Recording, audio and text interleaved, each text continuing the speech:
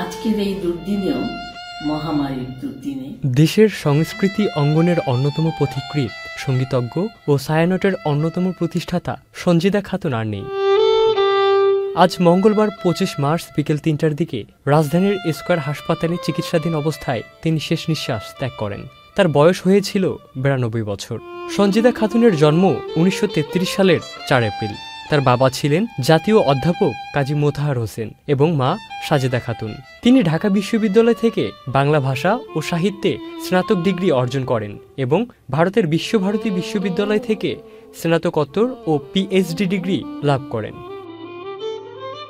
শিক্ষকতা দিয়ে তার কর্মজীবন শুরু হয় এবং তিনি ঢাকা বিশ্ববিদ্যালয়ের বাংলা বিভাগে দীর্ঘকাল অধ্যাপনা করেছেন। সঞ্জিদা খাতুন ছিলেন বাঙালি সংস্কৃতির প্রগতিশীল বিকাশে আত্মনিবেদিত একজন ব্যক্তিত্ব। ভাষা আন্দোলন, সাংস্কৃতিক স্বাধিকার আন্দোলন, রবীন্দ্র শতবর্ষ উদযাপন এবং বটমূলে বর্ষবরণ সহ বিভিন্ন সাংস্কৃতিক কর্মকাণ্ডে তার অবদান অবিস্মরণীয়। তিনি ছায়ানট ও জাতীয় রবীন্দ্রসঙ্গীত সম্মেলন পরিষদের প্রতিষ্ঠায় গুরুত্বপূর্ণ ভূমিকা পালন করেছেন। তার মৃত্যুতে দেশের সাংস্কৃতিক অঙ্গনে অপূরণীয় ক্ষতি হল। সঞ্জিদা খাতুনের অবদান চিরস্মরণীয় হয়ে থাকবে। চিরকাল আমাদের ইবনে সাইদ অঙ্কুর, চ্যানেল আই।